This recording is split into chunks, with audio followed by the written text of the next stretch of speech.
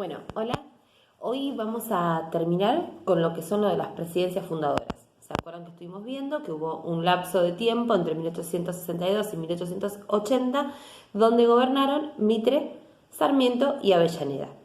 Y lo último que nos faltó ver de esas presidencias es la capitalización de Buenos Aires, es decir, cuando Buenos Aires se convierte en capital del país, y lo que se llamó la campaña del desierto, que ahora les voy a explicar lo que se trata.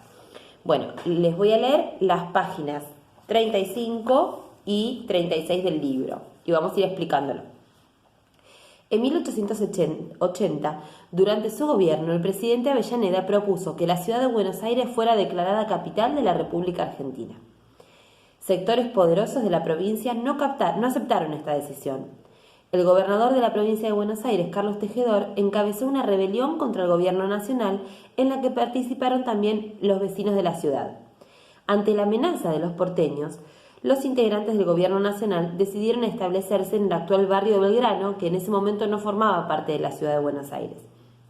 Después de duros combates que costaron la vida de más de 3.000 personas, el Ejército Nacional, al mando de Julio Argentino Roca, derrotó a las tropas de Carlos Tejedor. Por medio de la Ley de Capitalización, aprobada por el Congreso Nacional el 21 de septiembre de 1880, la ciudad de Buenos Aires dejó de pertenecer a la provincia y fue designada como capital del Estado argentino. ¿Qué quiere decir? ¿Se acuerdan que después de los inconvenientes y las discusiones que había entre Buenos Aires y la Confederación, habían logrado unificarse luego de la batalla de Pavón?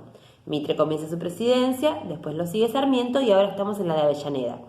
Ya al finales de la presidencia de Avellaneda, en 1880, lo que sucede es que solicita Avellaneda que Buenos Aires sea capital del país, o sea, capital de Argentina, que ahora era un país unificado.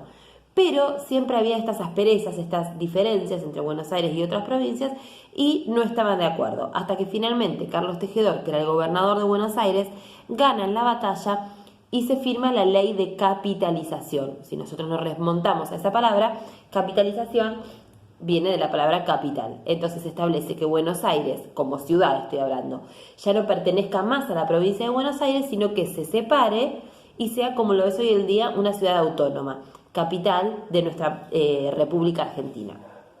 Como la provincia de Buenos Aires se había quedado sin un lugar para que residieran sus autoridades, se mandó construir una nueva ciudad. Claro, porque lo que pasaba ahora es que al ser Buenos Aires capital del país, faltaba un lugar para las autoridades de Buenos Aires. Entonces necesitan tener una capital para la provincia. Así nació la ciudad de La Plata, ubicada a unos 60 kilómetros al sur de Buenos Aires. Fue fundada oficialmente el 18 de noviembre de 1882 por el entonces gobernador de la provincia, Dardo Rocha.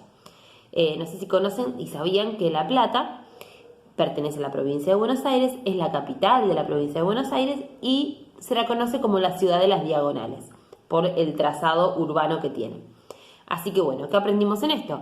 Que al finales de la presidencia de Avellaneda se firma, luego de una batalla, la Ley de Capitalización que habilita a Buenos Aires, a la ciudad de Buenos Aires, a ser capital del Estado argentino.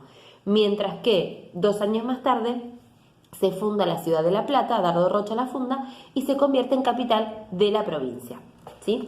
Y seguimos ahora con la página siguiente que habla de una campaña militar para extender la frontera.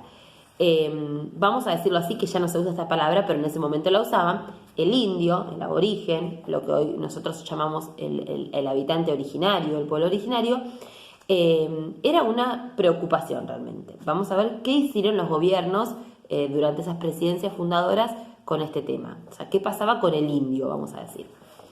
La ocupación de extensos territorios por las comunidades indígenas y sus ataques a las propiedades de los blancos constituían un grave problema para el Estado Nacional. Piensen que los indios, ellos cuando el blanco avanzaba y construía en el campo sus casas, sus estancias, el indio lo tomaba como que era su propiedad, porque había vivido naturalmente ahí toda su vida y durante todos sus antepasados también. Entonces, ¿qué hacían? Atacaban en forma de malones a esas estancias. Robaban caballos, robaban otro tipo de ganado, a veces hasta alguna mujer de alguno de los blancos se robaban también, y a los blancos por supuesto que esto no les gustaba nada. Por un lado, impedían que el Estado afirmara su autoridad más allá de la frontera. Si ustedes recuerdan ese mapita que habíamos visto de Buenos Aires y la Confederación, solo una parte era del país era gobernado, digamos, el gobierno tenía autoridad. El resto pertenecía a la parte indígena y el gobernador o el político no se metía ahí, ¿sí? Porque era como, más allá de la frontera, era el territorio salvaje, como se le decía. Por otro lado, ocupaban tierras fértiles que podían utilizarse para la producción agropecuaria que demandaban los mercados europeos. Piensen que en esta época Europa va a ser un gran comprador de materias primas de Argentina. O sea, Argentina va a producir en el campo lanas, carnes, cueros y lo va a vender a Europa. La tierra que el indígena ocupaba para el blanco, digamos, era muy importante y era un gran territorio porque, o sea, eran amplios territorios de tierra que se estaban perdiendo, si se quiere. Seguimos. Durante la presidencia de Avellaneda, su ministro de Guerra, Adolfo Alsina, propuso un plan defensivo que consistía en la construcción de fortines y nuevas poblaciones, comunicados entre sí por un telégrafo. Para frenar los malones, ordenó construir una zanja que atravesaba la línea de frontera. ¿Qué iba a pasar? Que si los indígenas querían llegar más allá de la línea de frontera, se iban a caer porque había una zanja, ¿sí? O sea, era una manera de mantenerlos aislados. El plan de Alsina no se completó, ya que murió en 1877, y su sucesor en el ministerio, Roca, organizó una campaña militar, y esta fue bastante más sangrienta. Su plan, llamado Campaña del Desierto se le decía no porque fuera un clima desértico, sino porque era el campo, ¿no? el espacio abierto donde solamente vivía el indio, tenía como objetivo extender la frontera hasta Río Negro. Esta campaña se realizó entre 1878 y 1879 y permitió ocupar grandes extensiones de tierra. Durante las acciones militares murieron unos 1.300 indígenas y 14.000 fueron tomados prisioneros. Como consecuencia de esta campaña, el Estado Nacional afirmó su autoridad hacia el sur del territorio, es decir que lamentablemente para los indígenas los blancos ganaron, se perdieron un montón de vidas y llegaron a correr esa línea de frontera. Las tierras quedaron en manos de grandes propietarios que las destinaron a la producción para el mercado externo. O sea, esas tierras que le ganaron a los indígenas las empezaron a usar para extraer materia prima que luego vendían a Europa. En cambio, las comunidades indígenas debieron someterse al Estado Nacional. O sea que tuvieron que empezar a obedecer órdenes del gobierno y terminaron siendo esclavos. Bueno, espero que les haya servido.